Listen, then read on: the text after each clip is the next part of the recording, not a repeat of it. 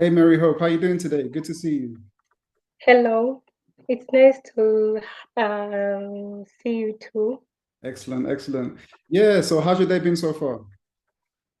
My day has been long, yeah, but I'm getting by. Glad to hear it. We try to get through our difficult days, but there are always rewards to when we put the work in through the difficulties. So that's fantastic. Yeah, so let the viewers know who you are, what you do, and why you do it, Maryhope. Okay, my name is Maryhope Wanjau. I'm a counseling psychology student at the Technical University of Kenya, and Maryhope is an enthusiastic person. I have a lot of interests, ranging from poetry to editing and interacting with people. I'm all about being intentional. Yes, that's me. Excellent, excellent. So, like looking back, when you wanted to get into counseling psychology, what was like the trigger that got you involved in that field in particular? Okay. First of all, getting into campus, I did not have any career in mind by then. But then there's this experience I had as a child, and it got me thinking. I really need to get to know myself more and understand who I am. And that's what prompted me to take counseling psychology.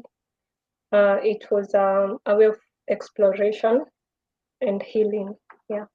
Excellent, excellent. Now, when we speak about like the experiences that we have as a child, those things can stick with us for a very long time, even throughout our lifetime. So I'd like you to share as much as you're comfortable sharing about those type of struggles that you went through in that period.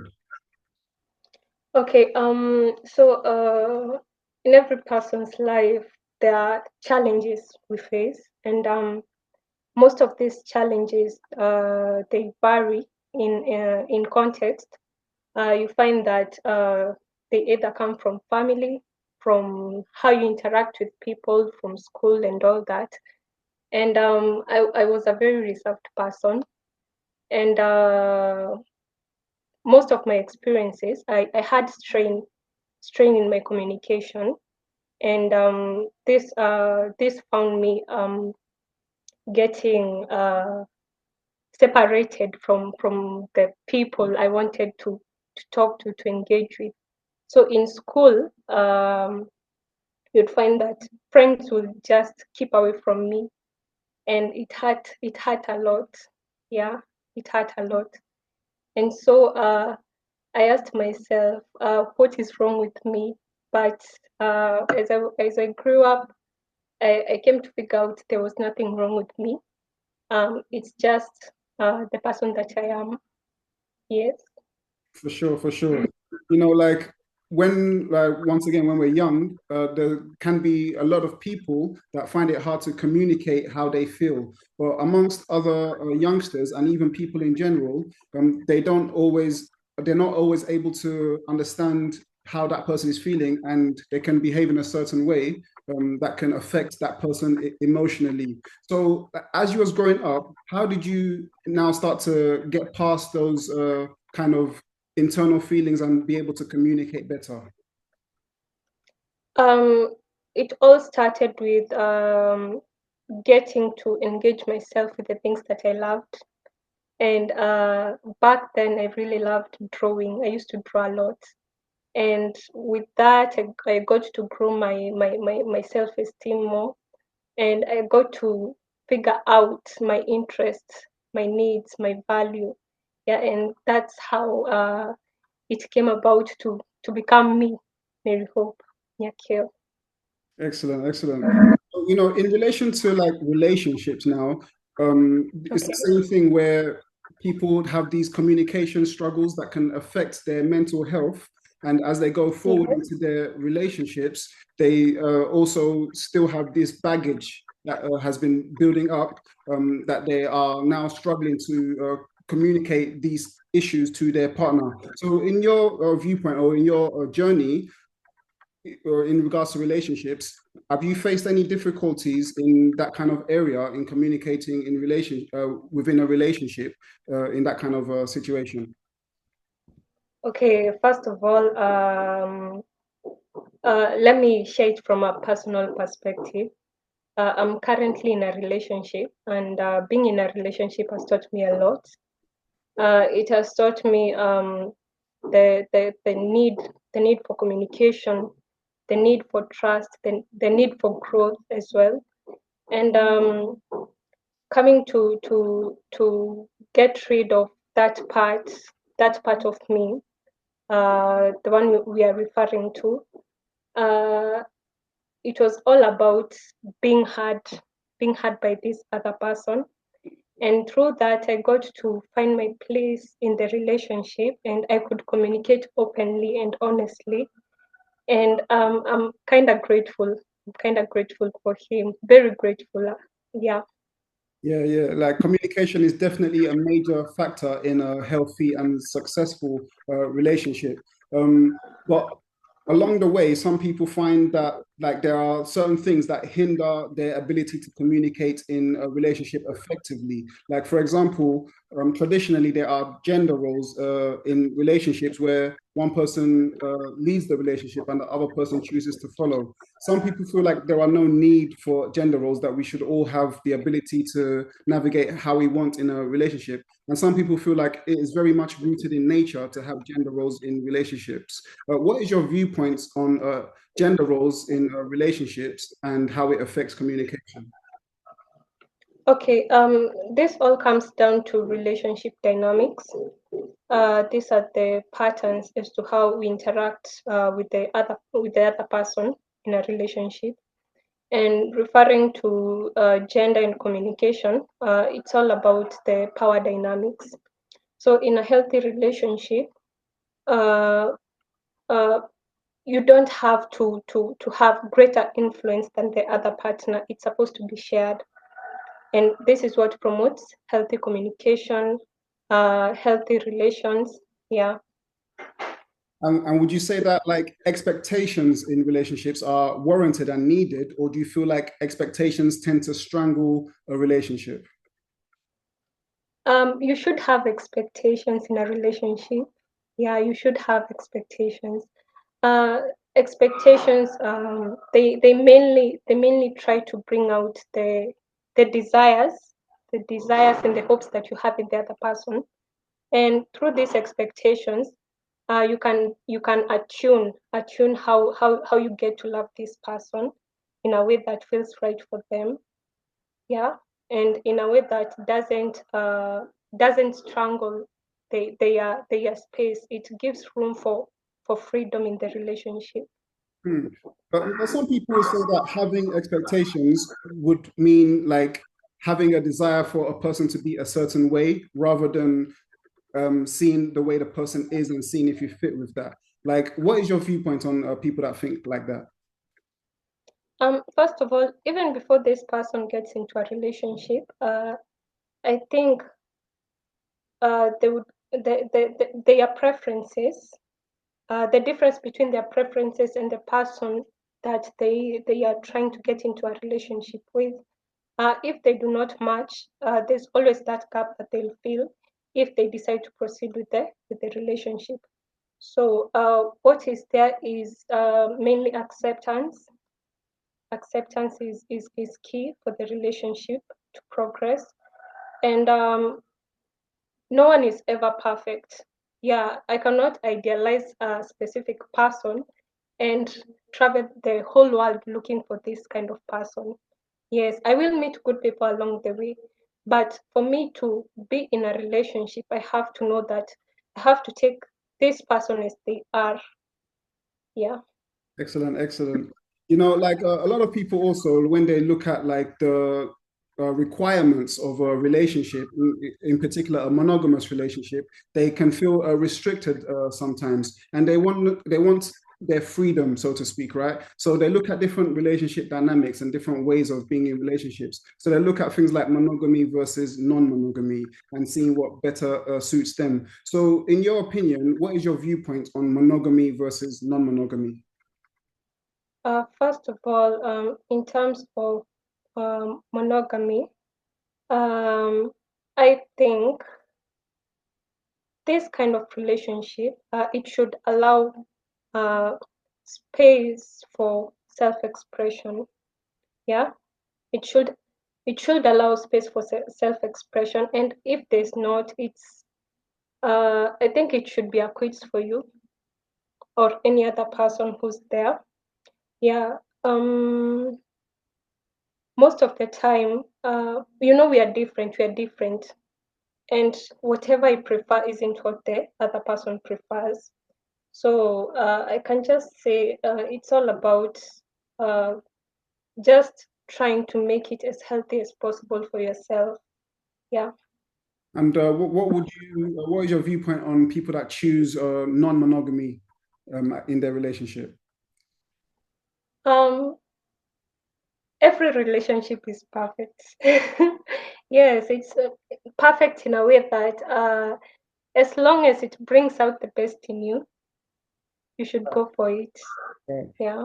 A lot of people, when they hear that their partner wants to be non-monogamous, they instantly feel like, oh, this means there must be something missing in our relationship. That's why you want a non-monogamous relationship. Do you think there's some truth to that, or do you feel like relationships can be non-monogamous without there being something missing? Um, in this, I think it's mainly based on cultural beliefs. Yeah, based on cultural beliefs. Uh, here in Kenya, there's some cultures that prefer a person having more than one partner, and there are other cultures that prefer a person having just only one partner. And by that, I don't believe it's all about me lacking as a person, so that you can go and find another person to fill in the gap. Yeah. So it's all rooted in culture. And the thing with culture is that you have to respect culture. Yeah, you have to respect culture. Yeah. Excellent, excellent. Regardless of if a relationship is monogamous or non-monogamous, jealousy can always arise in relationships. So, in the example of a monogamous relationship, it could be, I noticed that you're spending a lot of time with this person or talking to this person, and it makes me feel a certain kind of way. In a non-monogamous example, it could be, oh, I noticed that you're spending more time with this partner than you are spending with me. So with that being said, what is your viewpoint on like somebody that is feeling these feelings of jealousy in their relationships? How can they overcome that feeling of jealousy, and how can the person that they're always accusing start communicate with them that there's nothing to be jealous about? Okay. First of all, when deciding to come into this relationship, the non-monogamous type of relationship, I think as Mary, I have to know what it takes for me to be there. There's going to have shared responsibilities, yeah, shared space and everything. And in terms of jealousy, uh, even for a normal kind of relationship, monogamous kind of relationship, there's always this aspect that is the backbone of it, and it's trust. Yeah, it's trust. And so, if at all you feel that an action of one partner towards another creates a rift or this sense of jealousy in you, I think you should start introspecting more and kind of ask yourself, yes, I was getting into this, and I knew what it could take, but at the same time, do I trust these people? Yeah. Yeah. But speaking about trust, like something that can be fragile, and if broken, it can be very difficult to regain the level of trust that was previously there. So, in a relationship that there has been infidelity and trust has been broken, do you feel like that relationship can be mended, or do you feel like there will always be an issue because of the trust that was broken due to infidelity? Personally, I believe that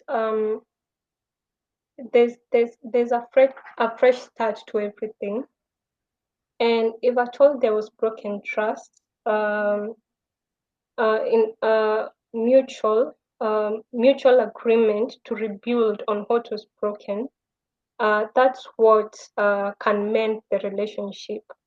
Yeah, like I myself, as the person who betrayed my partner, I think I'll have to acknowledge the fact that I fell short on this part, and my partner should be able to imply the sense of empathy, not sympathy, of empathy, because each and every relationship should have empathy. So by applying this sense of empathy, we can then move forward as one. Right, Yeah, right, and we can rebuild on the trust. right. So, would you say that forgiveness is a viable option after infidelity in a relationship? Yes, as long as it's the infidelity is not a repetitive thing occurring in the relationship. Right, excellent, excellent. Now, when we look at brand new relationships, when someone meets someone for the first time, there's a lot of butterflies, there's a lot of chemistry that they're feeling, and they really want to immerse themselves in this new person, like a fairy tale almost, right? And sometimes, when they immerse themselves so much, they start to lose their sense of self in the process. So, in your opinion, how can someone immerse themselves in a brand new relationship without losing their sense of self in the process? First of all, it's quite ironic because I tackled that part a few times. Yeah. For you to be in a relationship with another person for the very first time, or yeah, the initial parts, the initial stage of that relationship, what you have to know is that before getting into this relationship, you should be self-aware. Self-aware. Okay. You should know who you are, and you should have interests. With this, you can be able to navigate your life individually aside from the relationship. Okay. um you could protect yourself from being overly dependent on the other person. You protect yourself from there's something we call anxious attachment. And in anxious attachment, we always seek reassurance from the other partner. And if you're not self-aware, okay, if you're not self-aware, you'll always be needing that reassurance as protective a protective thing to cover you from the fact that they can leave in any moment, and if they leave, I'll be a mess. You see? Yeah. So you'll have to be self-aware and self-conscious about yourself. Excellent, excellent.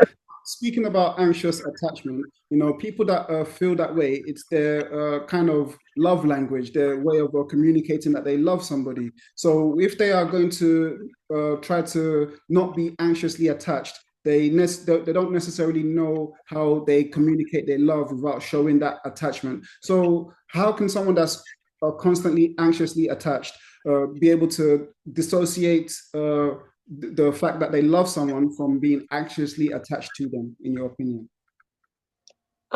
First of all, we do not choose our attachment styles. We do not choose them. They are mainly rooted from our childhood experiences. The presence of the caregiver. The presence of the caregiver mainly, it gives room as to how you'll interact with your future partner. If the caregiver was constantly present, um, you'll get that sense of protection in you, and you won't be overly anxious that if they go, I'll be like this. If they don't, I'll be like this. But for anxious attached people, the best thing you can do as a partner is get to understand them. Okay, you get to understand them, and with this, I think it can help them navigate through and come into reality as to whether I love this person or I'm just overly dependent on the relationship. Yes.